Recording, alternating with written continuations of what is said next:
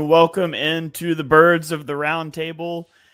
Guys, it is almost draft time. And on today's show, we are going to do a full first round mock draft. We're going to war game out how the first round could play out if we were the GMs for these teams. This is not going to be a predictive mock draft. It's going to be what we would do if we were sitting in the GM's chair in the war room. So you guys can chime in the comments and let us know what you think as you follow along. I'm your host, Shane Haff. Give me a follow on Twitter at Shane Haff NFL. Joined, as always, by the rest of the crew. First, we got Dibes. Give him a follow on Twitter at Mr. Crockpot. Dibes, how are you doing? Doing well, man. Doing well.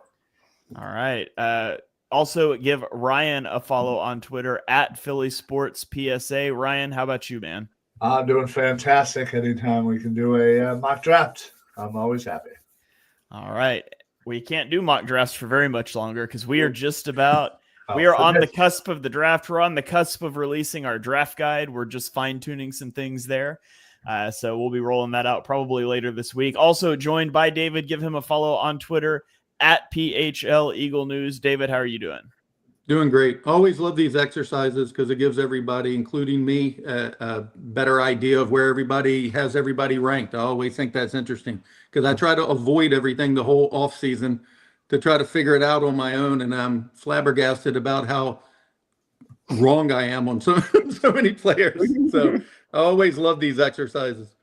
Yeah, it's always interesting. You mentioned off air right before we started that you realized looking at the draft guide how much higher you were on certain guys than the rest of us. And it's always interesting to see how that comes together. But it doesn't make me feel good. It scares me. But right. But yeah.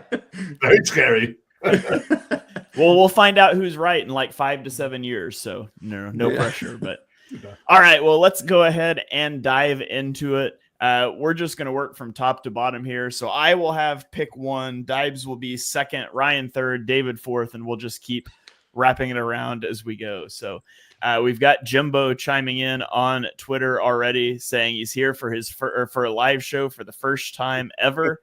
Welcome in, Jimbo. Davey on YouTube asks, can I replace Dibes on these mock drafts? The GM of the teams he's picking for might like that. I don't know. And then we've got another comment on Twitter talking about trading 32 and a third to Green Bay for 23 and Malachi Starks. I don't think a third would be enough to move up that high. Also, I would not be moving up for Malachi Starks personally, but we'll see what happens in this mock draft. However, there are no trades in the mock draft. That'll make it a little too complicated. So we're going to do no trades. Ryan, what's up? I just want to say for the first time ever, we've had 3 different social media platforms comment the first 3 comments. We need Facebook We next. just need Facebook to be the 4th. So yeah, if you're watching on Facebook, there's only there we go. It's coming in. I was going to say there's only one on Facebook right now. Let's go. And he chimed in with the "What's up, fellas?" So there you go. We've got all 4 social medias chiming in early in this mock draft. The people like mock drafts. What can I say?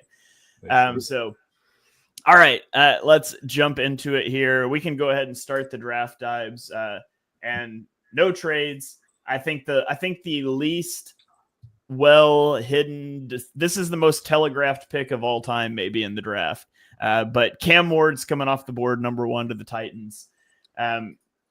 Not just predictably, it's what I would do too. I don't love, taking Cam Ward 1 overall, but I do see the pathway for Cam Ward to be a really good NFL quarterback, and they clearly have a huge need there. So Cam Ward goes number 1 to the Titans.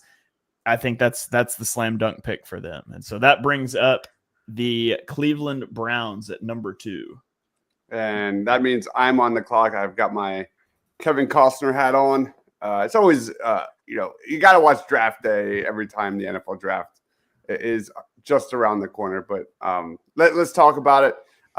Cleveland could be looking for a quarterback. They've got Kenny Pickett, who we all know is best as a backup.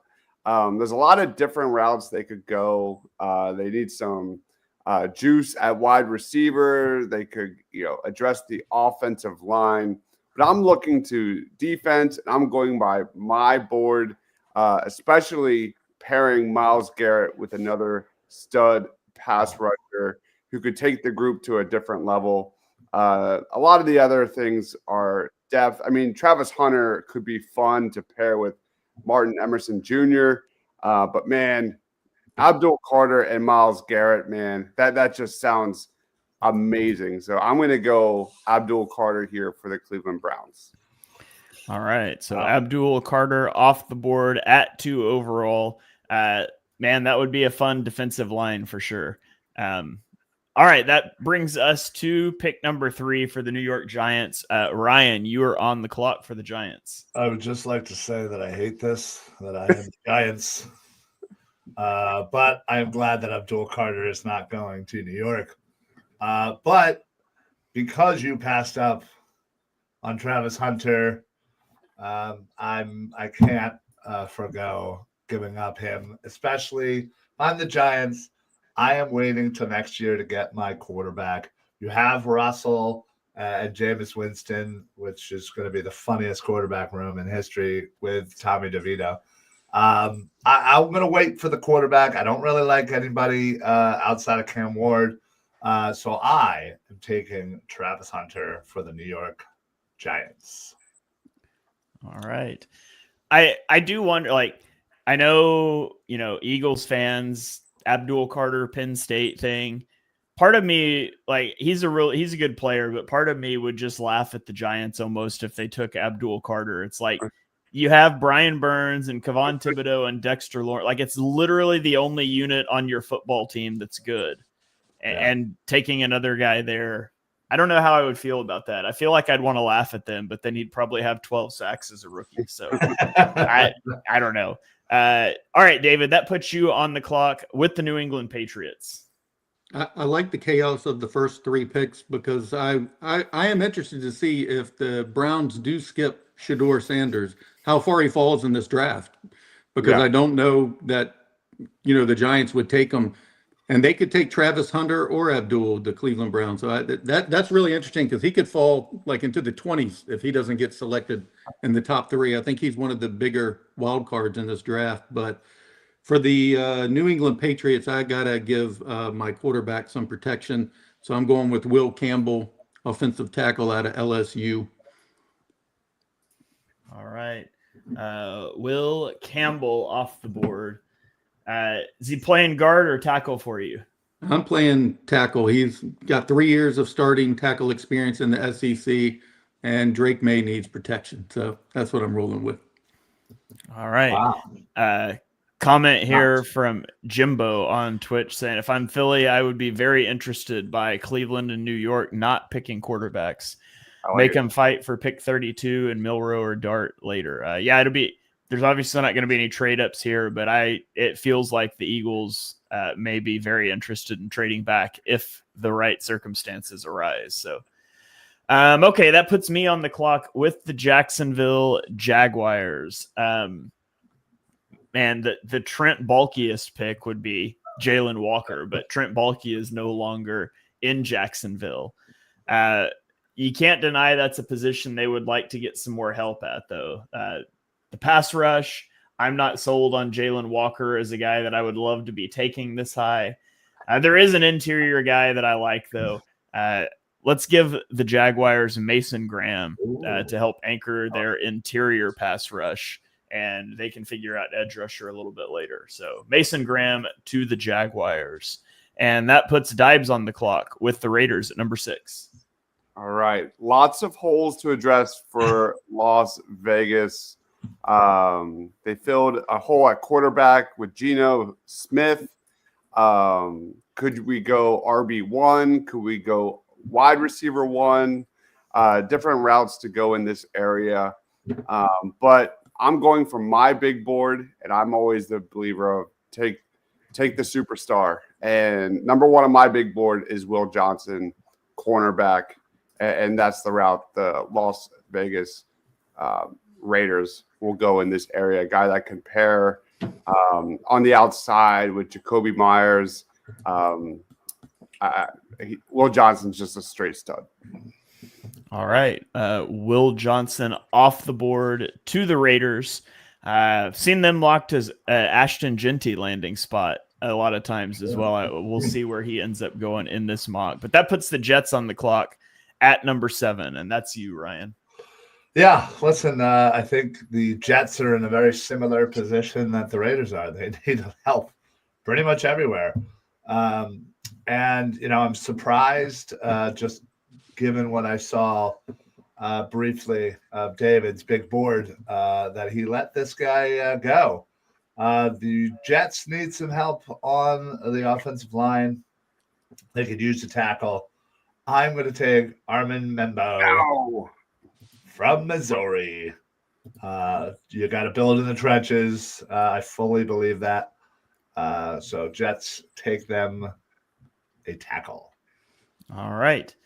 That is going to put the Carolina Panthers on the clock. And David, that's you here at number 8. All right. I mentioned them while we were not live, so I'm bringing them up again, and I'm sticking with them at number 8. I'm taking more weapons for Bryce Young, Ohio State wide receiver, Emeka Egbuka. Wow. I really just like him. I think his skills are just maybe wide receiver 1 in this draft. He's versatile. He can play inside, outside. He really sharp route runner. I'm a big fan of him. Pair him with Leggett and Jalen Coker, is that his name over there? And I think the best way to get your quarterback going is to give him weapons, and Bryce Young could use one. All right. So that puts the New Orleans Saints on the clock at number 9. And the Saints have been trying to push all their chips in to extend being a mediocre team for years. And they have successfully done so. They've mortgaged their future to win 8 games a year and have no playoff wins. And so here we are. And I'm not going to lie. This is a bit of a tempting Shadur Sanders spot because they're going to get out of Derek Carr's contract at some point, and they're going to need the guy, and they more than anyone needs to capitalize on rookie contracts to help get them out of this hole. And there's no more important rookie contract than a QB contract, but I also just can't quite bring myself to do it. I mean, they've got so many other holes, other places. They need offensive line. They need cornerbacks. But I'm sitting here looking at a wide receiver group that has Chris Olave and Rashid Shaheed, but they combined to only play 14 games last season. And there's not a lot behind them. And Tet McMillan is there on the board. So I'm going to take McMillan for the Saints, try to get them a wide receiver 1 that can hopefully be reliable. And wide receiver contracts have exploded over the last few years. And so I do think it makes sense from a contract value standpoint as well, which isn't something I'm normally super concerned about. But for the Saints, I think it's one of the most important things right now. So Tet McMillan at number 9 to the Saints. And that will put the Bears up at number 10. Jimbo said Bryce Young did really well with Adam Thielen. Feels like Egbuka would scratch a similar itch. There it is. All right. The Chicago Bears are on the clock. A lot of different routes the Bears could go, and I feel like they're pretty happy with how the board has fallen. They could go interior or on the edge on the defensive line. They could look for a long-term solution at left tackle as Braxton Jones is in a contract year. But again, they're very happy with how the board fell because finding a running mate with DeAndre Swift in the backfield, another disruptor there, that can help out Caleb Williams and that new offense in Chicago. Give me Ashton Genty. I love that pick. I would love that pick for the Bears. Thoughts on Genty to the Bears, guys? Yeah, I think that's where he should go as well. I think the slide stops right there, like Dives just pointed out. They need him. Caleb Williams' development would really, be enhanced by that. So I think that would be a really, really great pick. Yeah. Dive, scroll back up for me. Let me recap our top 10 picks. Sorry, which is David. why they'll take Kelvin Blanks Jr., but yeah. Yeah.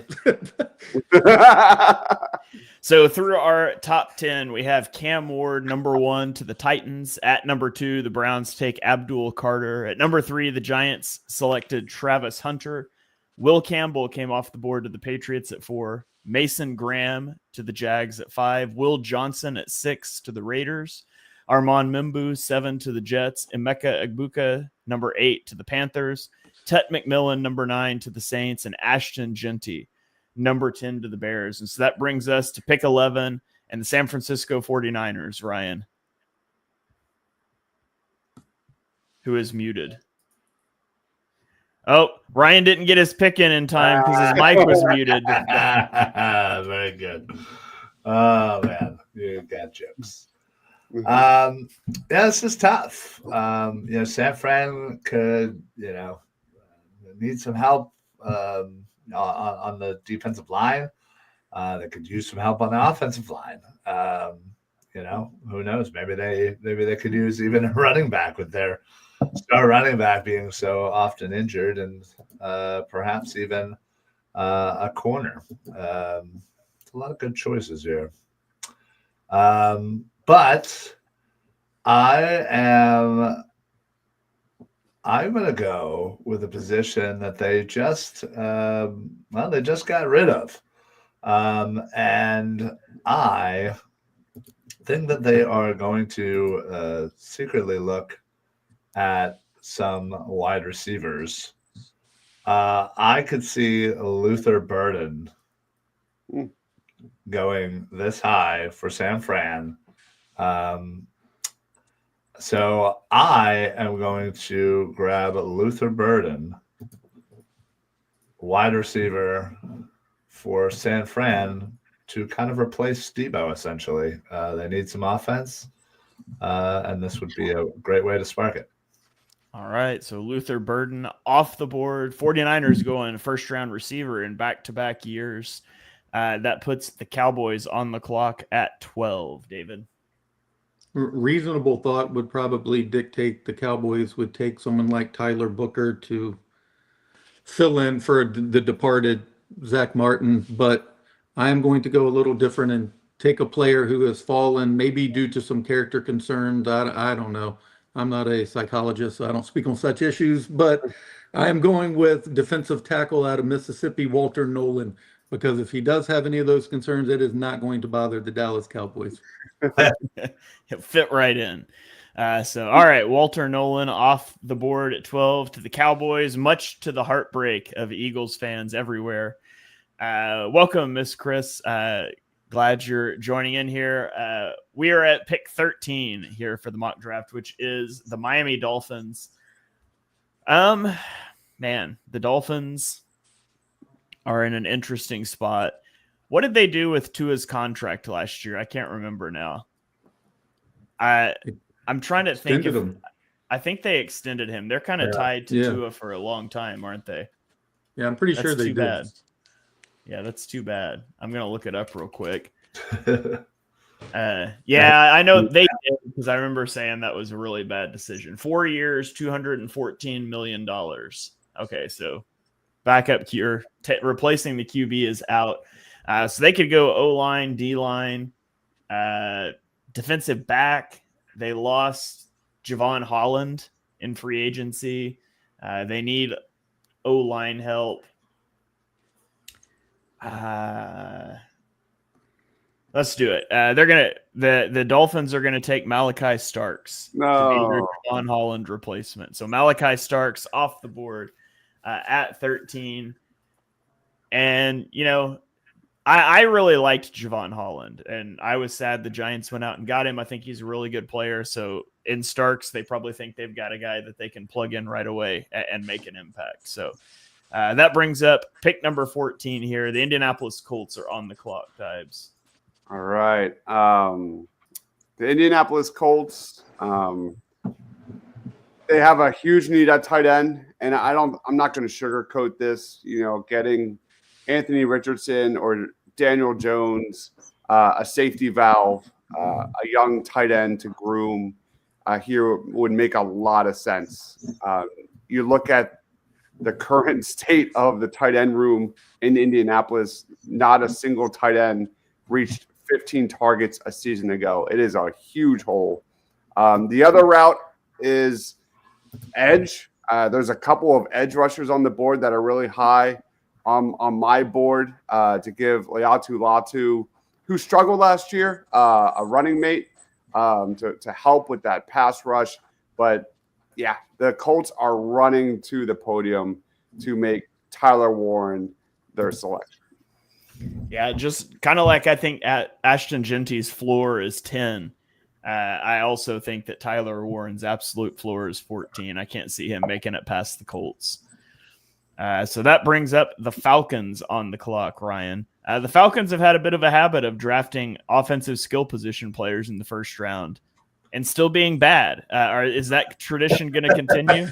I would say no, because they have a lot of holes on defense, both defensive line spots, corner, safety. They could use a linebacker pretty much everywhere.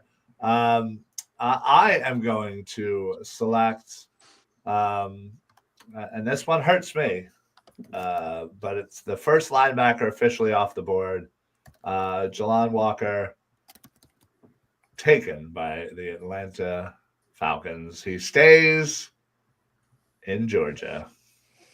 All right. Are you considering him a linebacker or an edge for them? I've never considered him an edge. It's always been a linebacker.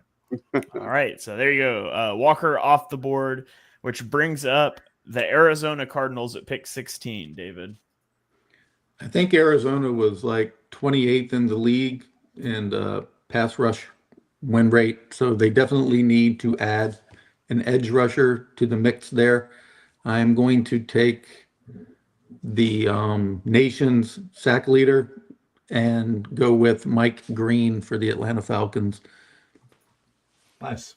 All right. The Arizona Cardinals. Oh, you freaked me out there, David. Jesus. Yeah, my bad. That's who the Bengals were about to take, so they're not super happy about that. Because the Bengals have $130 million dedicated to their passing game, skill position players next year. And their defense is just broken beyond all repair because they refuse to pay defensive players. And Trey Hendrickson wants out, and their whole defense is just a disaster. They never pay anybody. They could use pass rush help. They could use cornerback help. They could really use, honestly, any defensive position that's out there.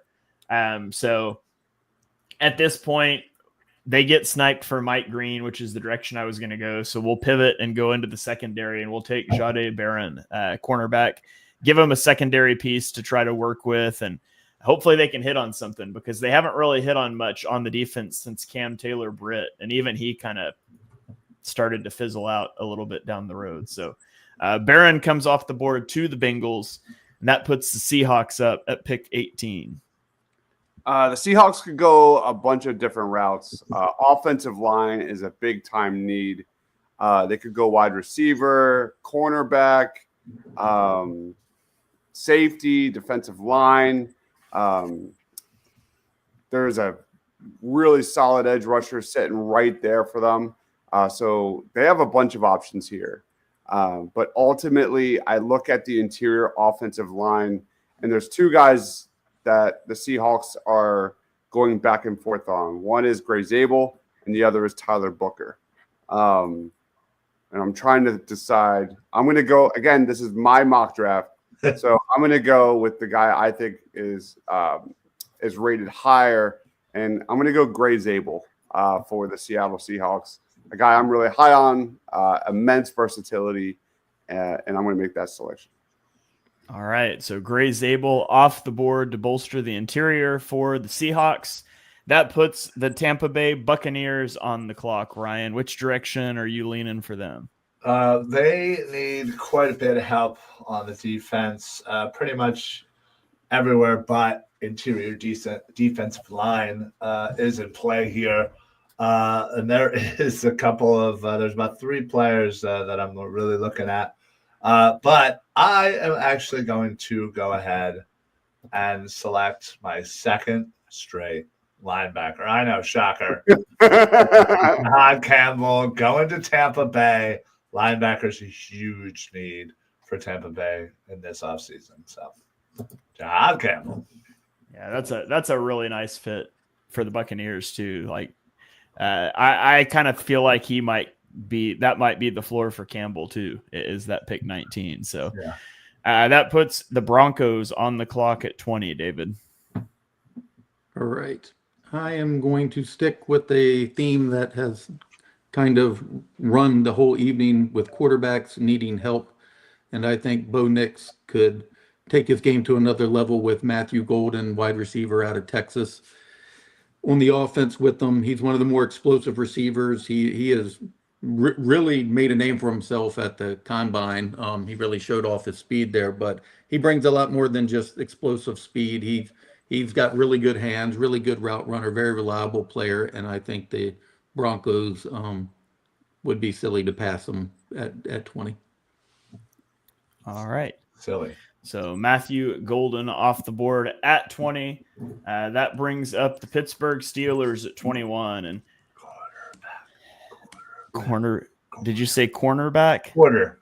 Oh yeah. I mean, it's Shedeur Sanders.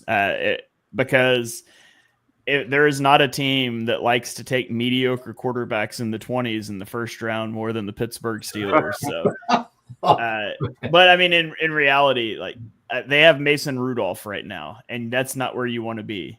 And I'm pretty sure I saw some rumors around Aaron Rodgers. I'd rather have Mason Rudolph at this point. So, and when you have to say things like that, you need to go get the quarterback. And you know, they took a quarterback in the 20s a few years ago, and Kenny Pickett in a class that people weren't very high on, and it didn't work out for him. That can't keep you from swinging the bat. The franchise needs something so they can just stop going 500 and not winning playoff games. And if you hit on the quarterback, that does it for you. A guy like Derek Harmon's also a bit really interesting here as Cam Hayward gets older. But if Shedeur's there, I think he would be a Steeler if I was making the pick. So Sanders at 21 to the Steelers, and that puts the Chargers up on the. I gotta say, when David said to continue a theme with quarterbacks, I thought he was about to take Shedeur at 20, No, which wouldn't have made sense with Bo Nix. But I had a mini like heart attack because I was like, he's about to snipe my pick for the second time in a row. But he did not. I love that pick. And Shedeur just met with Pittsburgh for like 5 hours today, so that's a really great pick. You did. Yeah. All right. Well, that brings up the Los Angeles Chargers at 22. Dibes. They could go get help on both sides of the football, man. This was an offense that was held to 17 points or fewer 7 times last year, including the playoffs. They need to add to Najee Harris and Mike Williams. On defense, they could look on the interior defensive line, off the edge. So where do we go from here? I think we're just going to play it safe and address the BPA on the defensive line. But we're going to go with the interior. Give me Kenneth Grant for the LA Chargers, and we're going to lock in that. Whew. Green Bay was just peeing the pants right there when you said that player available on the defensive line, because I was absolutely I was focused on Ezeraku for Green Bay. They need help everywhere. They could use another wide receiver with their mediocre wide receivers. They could use edge. They could use corner with Alexander, whether or not he's going to be on the roster. But I think ultimately they go with Donovan Ezeraku, the edge from Boston College, to kind of help bolster that defensive line and build back that defense back up. All right. So Donovan Ezeraku off the board. That brings up the Minnesota Vikings at pick 24, David. Is Booker still available? I can't see everybody you got there. Yeah, he's available. Yeah. He's the pick. Minnesota signed a couple, average interior offensive linemen during the offseason as free agents. I think maybe both of them were from the Colts, but they need more help in the interior. So give me Booker. I think he's the best one left. All right. So that brings up the Houston Texans. And by the way, you guys remember how Patrick Mahomes looked in the Super Bowl, right? How bad that was? Sure. Patrick Mahomes' pressure rate in the Super Bowl was basically CJ Stroud's average pressure rate for the entire season. So if you wonder why CJ Stroud took a step back, watch Patrick Mahomes in the Super Bowl. And so their response to that was also to trade their franchise left tackle, which I'm not sure made a lot of sense. And so it's offensive line or bust for the Texans. And honestly, they should probably spend their first 3 picks on offensive linemen. So they're going to take Josh Simmons from Ohio State. You could make the argument for Kelvin Banks as well. You could weigh those out. There's medical red flags for Simmons, but not a doctor.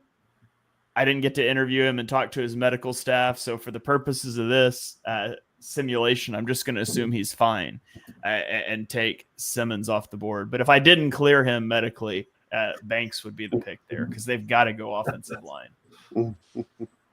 So that brings up the Los Angeles Rams at pick 26. The Rams don't have a lot of needs in terms of starters. They're all kind of locked in.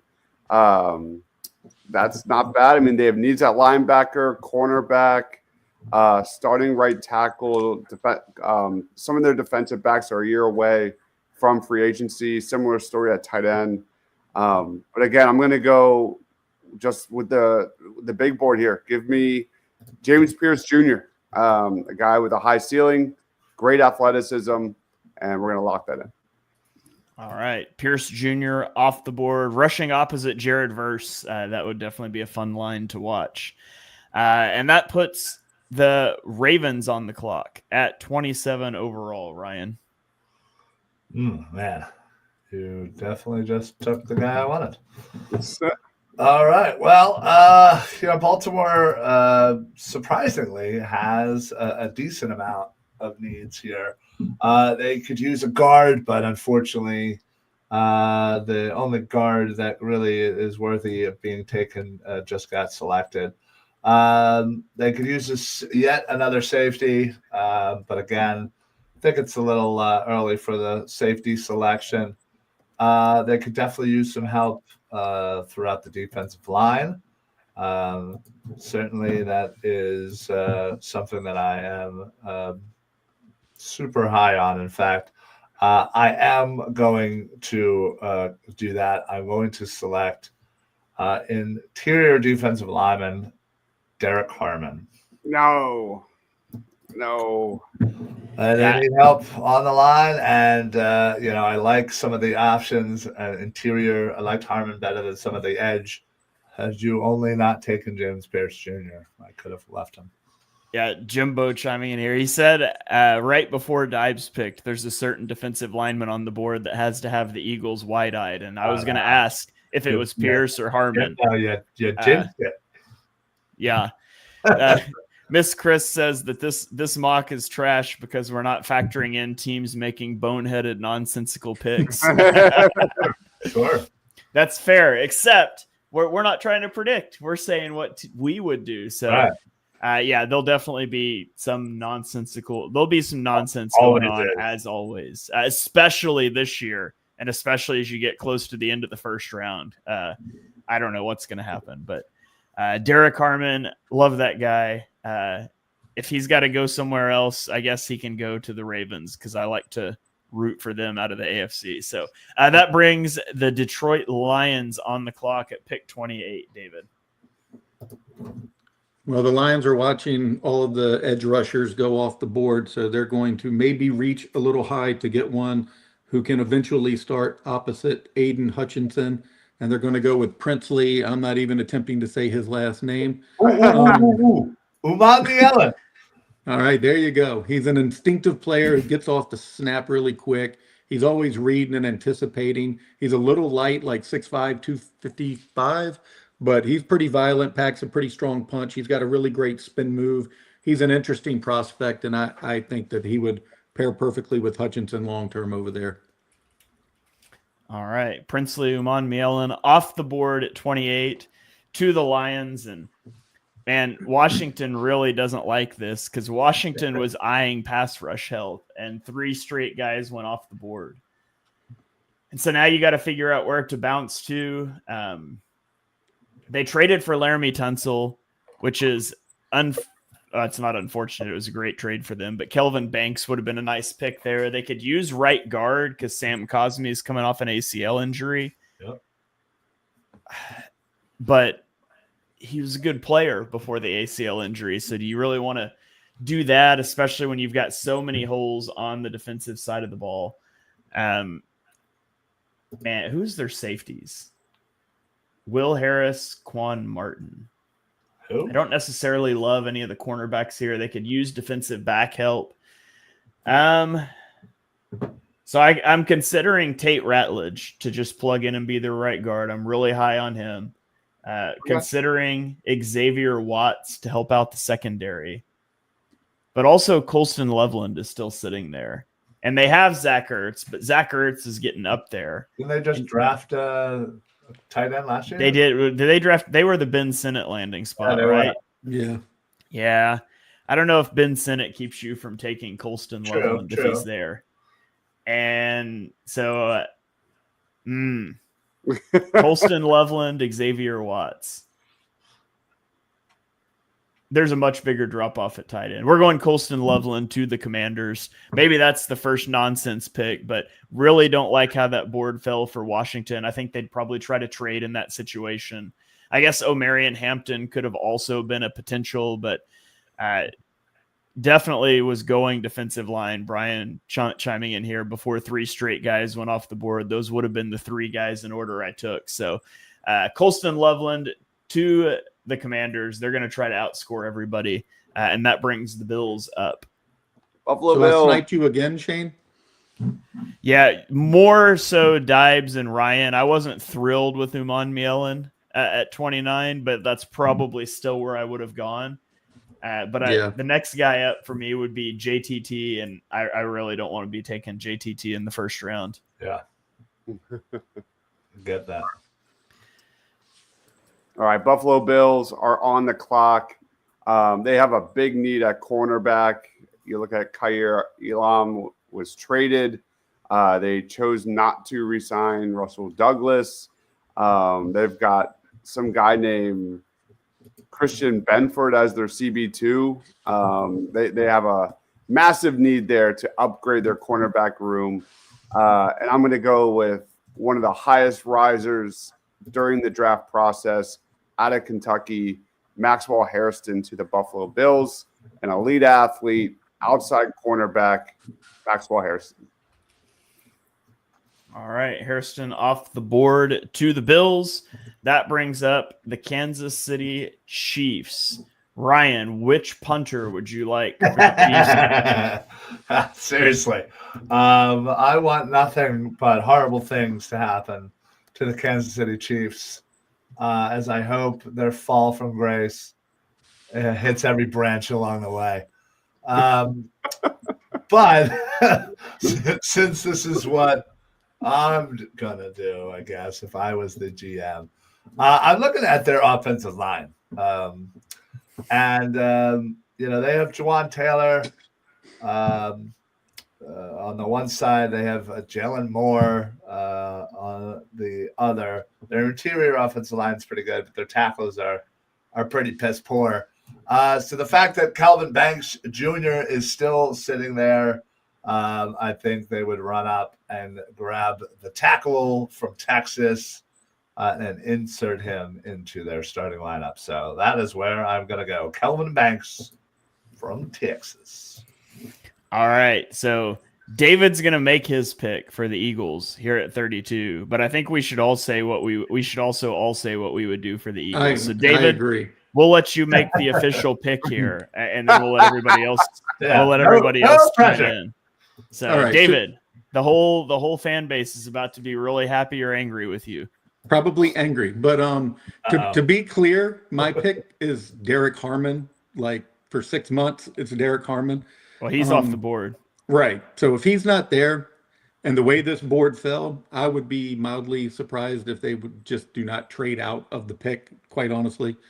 But if I have to make a pick here, I know that some of y'all, I've discussed this player, so I know this is not going to go over well with the couple on the panel. I have no idea how it will in the chat, but I am sticking with the school that has done wonders for the Philadelphia Eagles. I am selecting Michael Williams, 20-year-old edge out of Georgia. He is explosive off the snap. He's been hurt, so some of his production's been down, but for a kid his age, he has a large repertoire of pass rush moves. He sets the edge well. He gets off blocks pretty easily. He has a lot of traits. He's a player you can build around. He's a blue chip, first round type, top tier talent, in my opinion. And of the players left, I think the Eagles are lucky that he fell to them. All right. So Michael Williams, the official pick at 32 for David. Let me have it. I would not be happy. I know Shane is not a fan, but yeah, he's in the 50s for me. But wow. I have him really high. I don't know how high, but like top 15. Yeah, it looks like he's 52 for me, 53 for Mark. He's 13 for Dibes, 11 for Ryan, or 11 for David, and 32 for Ryan. It looks like. Yeah, he's a mold of clay he's a ball of clay you can mold going forward. That would be my selection given how the board fell, assuming they can't move out of that pick. All right, so Dives would also take Michael Williams. Ryan, given that board, where would you go for the Eagles if you couldn't trade? Man, that's tough. But honestly, I am going to go, even though I do have another safety higher, I think Nick Emanwari would be a great selection there. He fits kind of the mold of the high RAS. Obviously, I'm pretty sure, didn't he have a perfect RAS? Which I think he did. Yeah. Possible. But somebody that fits that mold of somebody that they've been trying to get a little bit more athletic, I think he would fit, and he's such a great need at this point. That's probably where I would go if I'm, being a little different than grabbing an edge. Yeah, I wouldn't like how this board fell personally for the Eagles, but I would go. I think I would either end up going. I would consider Xavier Watts, Tate Radledge, and Benjamin Morrison basically there. Maybe Mason Taylor too. I would like all of those guys moving out of the first round for a team that wants Jackson Dart or Jalen Milroe, but those are the names that are up there for me. I think I would probably just take Tate Ratledge in that position if I had to stick and pick, but any of those four names would make me okay. As right after Ryan selected Derek Harmon, I kind of was not happy. So I pulled up my computer and did Chat GPT to see who they would select. And for the Eagles, it was Josh Connerly Jr. So that is what Chat GPT would do. About 2/3 of the fans who say that they need to draft Lane's back up for the past 4 seasons. But yeah, I would not be happy with that. No, neither would I. If you give me a guy like Tate Ratledge that plays the one position that's a hole in the line, that's fine. I'm okay with that. You don't love to be taking a guard in the first round, but it's pick 32, and it keeps your strength to strength on your O-line. So I think that's the direction I would go. But I would consider Watts, Morrison, or Taylor as well. Yeah, I like both Morrison and Taylor, or Watts. I'm sorry, Taylor. I don't know how I'd feel about him as a first rounder. Yeah. I would like him. I would like all of those guys better as a top of round 2 guys. But yeah. Well, at least Dibes and I know what we're doing. Yeah. I mean, this was a no-brainer for me. It was Mike L. I don't have anything to add. Yeah, I think again, I don't know how you guys are feeling on somebody like Nick Scorton, who I know is there. That's certainly somebody that I would consider as well over Williams. I do have him higher than I do have Scorton higher than Williams.